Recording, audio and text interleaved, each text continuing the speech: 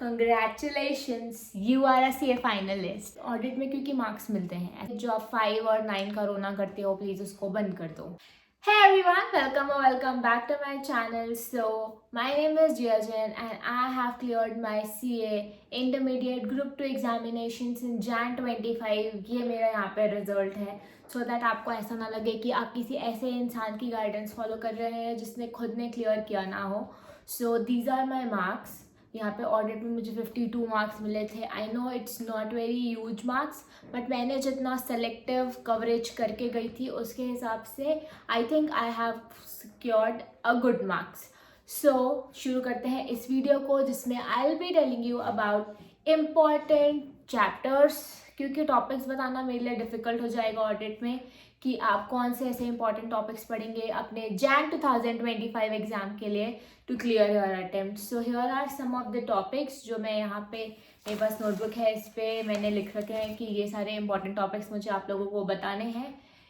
मैंने यहाँ पे FMSM का वीडियो ऑलरेडी अपलोड कर दिया है। If you are new to my channel और आपने वो वीडियो नहीं देखा है, so do check the important topics of strategic management. और FM का भी मैं अपलोड कर दी हूँ, तो वो भी आप चेक ज़रूर करना। सो वीडियो चालू करते हैं, क्योंकि आपके पास अभी बहुत ज़्यादा टाइम है नहीं। So make sure you have subscribe to my channel and like my video अगर आपको ये वीडियो थोड़ी सी भी हेल्पफुल लगती है। सबसे पहले ये वीडियो 2 पार्ट्स में डिवाइड होने वाला है। सबसे पहले ये वीडियोस 2 पार्ट में डिवाइड होने वाले हैं। पहला जिसमें हम बात करने वाले हैं हमारे इम्पॉर्टेंट चैप्टर्स के बारे में, और सेकेंड पार्ट जिसमें हम चैप्टर्स के वेटेज के बारे में बात करेंगे कि 11 चैप्टर्स ICI अप्रॉक्स कितने वेटेज में बांटती है हर एक इंडिविजुअल चैप्टर्स को। सबसे पहले मैं आ जाती हूँ हमारे इम्पॉर्टेंट टॉपिक्स की ओर, जिसमें हम इम्पॉर्टेंट चैप्टर्स, क्योंकि देखो चैप्टर्स नहीं बोल सकती मैं, उनको टॉपिक्स ही कहूँगी, क्योंकि चैप्टर के अंदर 4-5 ऐसे हैं, बट अगर मैंने कोई स्पेसिफिक ऐसे कोट किया है सो दैट इज़ इम्पॉर्टेंट। ठीक है, सबसे पहले जो आप 5 और 9 का रोना करते हो प्लीज़ उसको बंद कर दो। अब तक नहीं पढ़ा है तो अब क्या करने वाले हैं आप उसमें। अपना दिमाग, एक्स्ट्रा टाइम, एनर्जी, एफर्ट 5-9 में लगाना बंद कर दो, क्योंकि आपके पास 3 महीने थे, 6 महीने थे, 9 महीने थे। अगर आपने उसको नहीं प्रिपेयर किया है, अब 2 दिन पहले उसको मत छूना कि करंट RTP MTP में क्या आया है वो देख लेती हूँ, सिर्फ इम्पॉर्टेंट टॉपिक है वो देख लेती हूँ, किसी की इम्पॉर्टेंट क्वेश्चन बैंक बस पढ़ लेती हूँ। रुक जाओ। अगर आपका 90% पूरा कवरेज हो चुका है बहुत अच्छे से, कि इसमें से कुछ भी आएगा वो आपको बन जाएगा, तब आप इस 10% की ओर भागेंगे, अदरवाइज कोई ज़रूरत नहीं है। तो आ जाते हैं हम ऐसे 200 में। हम यहाँ पे मैं डायरेक्ट यहाँ पे रीड ही कर देती हूँ, या अगर कुछ छूट ना जाए या कोई चीज़ आपको फिर बाद में प्रॉब्लम आएगी। आ जाते हैं हम ऐसे 210 में। 210, 220, SQC1, 210, 500 की सीरीज़, 700 की सीरीज़, ये सारी चीज़ें बहुत इंपॉर्टेंट हैं। देखो, मैं तो शुभम सर से क्लासेस ली थी मैंने, तो मैंने उनका जो 10 मिनट शॉर्ट्स रिविजन था वो मैं पहले उसको चलाती थी। मैंने सुन लिया कि पूरे ऐसे में क्या है, उसके बाद मैं उसको खुद से रीड करती थी। So this is what I did. और मैंने एग्ज़ाम के पहले 4 से 5 बार उनके वो जो 10-10 मिनट वाले हर ऐसे हैं, 10 मिनट, आधा घंटा, 1 घंटा वाले जो वीडियोज़ हैं वो सुन लेती थी। उसके बाद में चैप्टर पढ़ती थी। मैंने ऐसे ही करके अपना ऑडिट पूरा इंटर क्लियर किया है। फिर जाते हैं हम चैप्टर नंबर 2 में। चैप्टर नंबर 2 भी बहुत इजी है और स्कोरिंग है। इसके मार्क्स भी मैं आपको next part of the video में बताऊंगी कि ये चैप्टर कितने कितने मार्क्स के हैं, तो इसलिए ये इंपॉर्टेंट है। फिर आ जाते हैं हम ऑडिट प्रोसीजर में। ऑडिट प्रोसीजर भी इंपॉर्टेंट है। चैप्टर 3 और 4 में से भी मैं आपको टॉपिक्स बता रही हूँ, पूरा 3 पूरा 4 नहीं बोल रही हूँ पढ़ने के लिए। फिर आ जाते हैं हम ऑडिट प्रोसीजर, आपने वो कर लिया। ऑडिट प्रोसीजर के बाद आप जाते हैं internal control risk detection, risk वाला जो चीज़ है ये आप कर लेंगे। बेनिफिट्स ऑफ इंटरनल कंट्रोल एक इम्पॉर्टेंट टॉपिक है कि थोड़ा सा हार्ड है टू लर्न, बट ये इम्पॉर्टेंट टॉपिक में आ जाता है। तो मेरे को लगता है कि अगर आप पूरा चैप्टर छोड़े तो ये जो टॉपिक्स मैं बता रही हूँ एटलीस्ट आप ये तो कर लो। जो चैप्टर आपने पूरा कर रखा है वो आप पूरा करेंगे, लेकिन जो चैप्टर्स आप छोड़ रहे हैं या सोच रहे हैं कि मैं इसको नहीं करके जाऊँगा अदर देन 5 और 9, उसको आप इतना कर लेंगे, it will be more than sufficient. फिर जाते हैं हम बैंक ऑडिट में। बैंक ऑडिट बहुत बड़ा चैप्टर है, आई नो, बट उसके मार्क्स भी हैं। मार्क्स अगर मैं देखूँ इसके तो एज पर द मार्क्स ये इतना वैरी मतलब इतना वर्थ नहीं है to read all this chapters, but इसमें मैं कुछ स्पेसिफिक टॉपिक निकाल देती हूँ जिस पे आप ज़्यादा फोकस कर सकते हैं रादर देन कम्प्लीटली आप पूरा छोड़ के जाओ, उससे अच्छा। मैं ये बार बार बोल रही हूँ कि ये इंपॉर्टेंट टॉपिक्स का मतलब ये नहीं है कि आप बाकी चैप्टर नहीं पढ़ के जाएंगे, आपको बाकी भी पढ़ना है, बट इस पर ज़्यादा फोकस करना है। बैंक ऑडिट में जो लिमिट्स वाली चीज़ें हैं वो लिमिट आप याद करेंगे।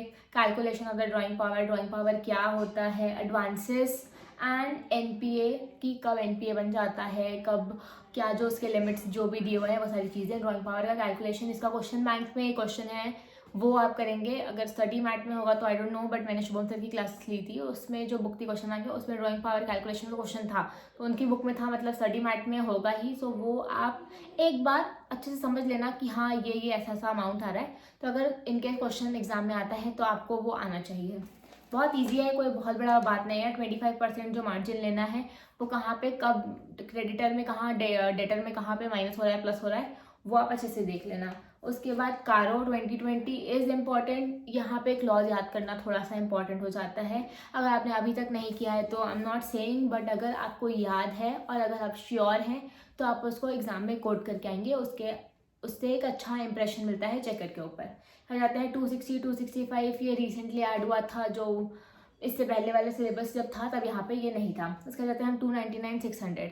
इतना करके आपका एक major chunk of audit complete हो जाता है और यहाँ पे मेरा वीडियो का पार्ट 1 भी एंड हो जाता है। यहाँ पे हम आ जाते हैं सेकेंड पार्ट में जहाँ पे हम वेटेज को डिस्कस करने वाले हैं।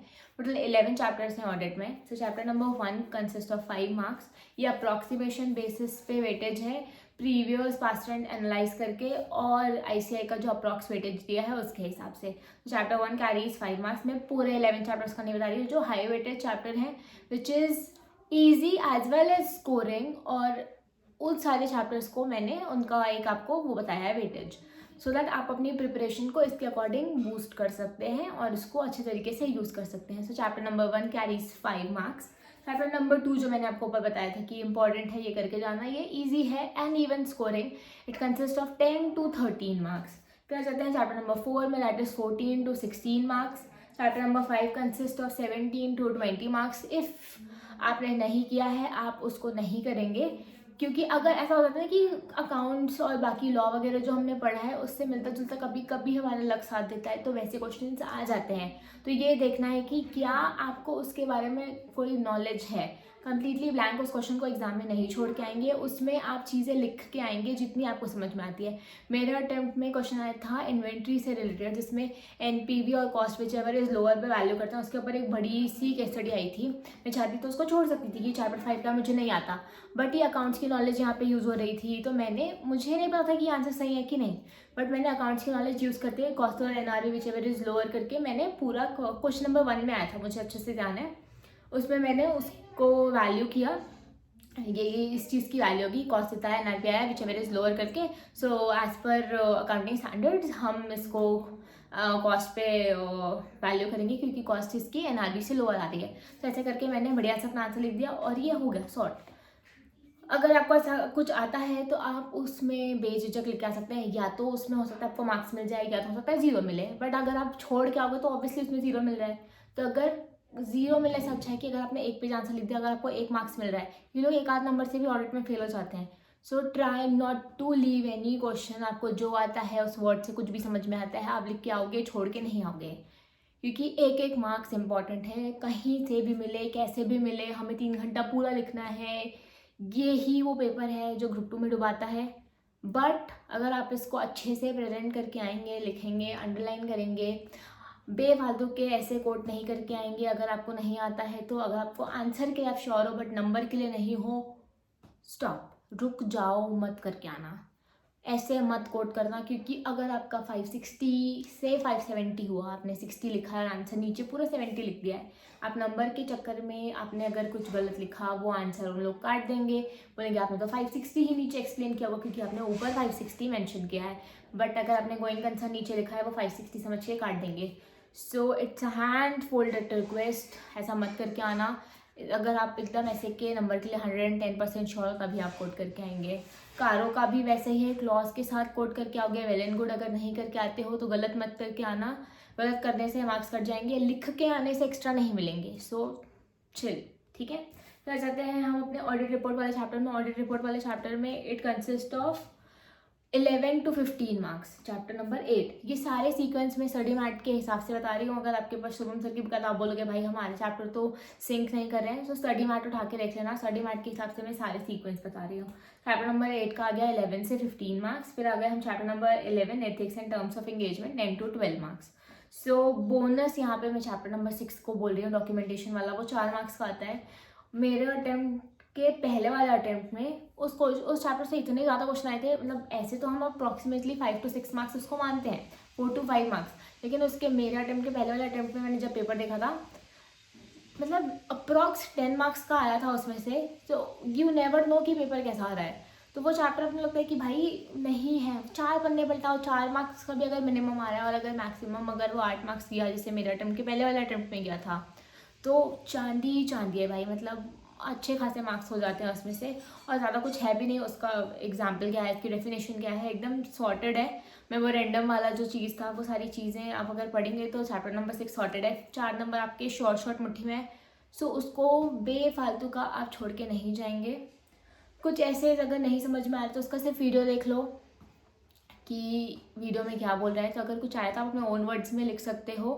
बट ऑडिट में ऐसा होता है कि कीवर्ड्स आर इम्पॉर्टेंट, बट जिनको आपने नहीं पढ़ा है कुछ नया अभी इस टाइम पे मत करना। वीडियोस अगर सुन लोगे, अगर थोड़ा ध्यान रह गया कि हाँ ऐसा सुना था, तो पहले लेकिन फोकस ये करना कि जो पढ़ चुके हो उसको करना, उसके बाद जो बचे हुए टॉपिक्स हैं उसको करेंगे।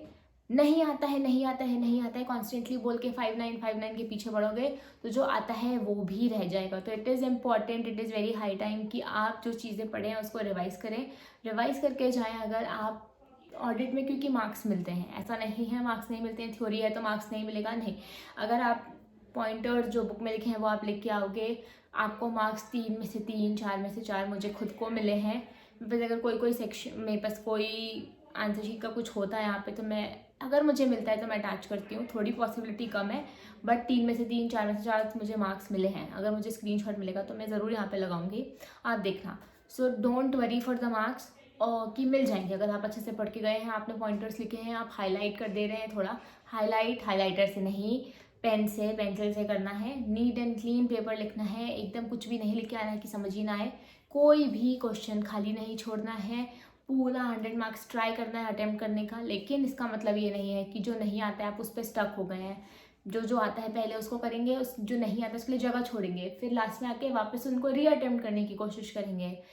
तो ऐसे करके आप अपना 100 मार्क्स अटेम्प्ट करेंगे। MCQ बहुत ज़्यादा इंपॉर्टेंट, क्योंकि नेगेटिव मार्किंग नहीं है।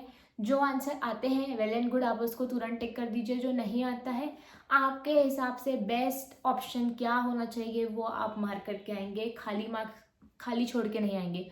50-50 प्रोबेबिलिटी होगी आपने जो आंसर करके आया है वो सही होगा या नहीं होगा उसका। अगर हो गया तो 2 मार्क्स आपकी जेब में। सो 2 मार्क्स किसको बुरे लगते हैं। तो ऐसे ही एक एक 2 मार्क्स हमें बटोरने हैं, और ये CA इंटरमीडिएट जनवरी 2026 का अटेम्प्ट क्लियर करना है। और वे टू CA फाइनलिस्ट, हम भी अपनी स्टोरी लगाएंगे कि I am a CA finalist. So all the very best for your examinations. सो मिलते हैं CA फाइनल में। अगर ये वीडियो पसंद आया हो तो वीडियो को लाइक और चैनल को सब्सक्राइब कर देना फॉर मोर सच कंटेंट। और कमेंट में लिखना I am a CA finalist. जनवरी 2026 का जो मेरा अटेम्प्ट है, this is going to be my last attempt. Exam खत्म हो जाएंगे उसके बाद मैंने ITOC के जो अपने व्लॉग्स बनाए हैं will be uploading in this channel. So सारी डिटेल्स उसमें भी वहाँ पे मिलेंगी। सो चैनल को सब्सक्राइब कर लेना और बेल आइकन हिट कर लेना for more such videos. So okay, bye.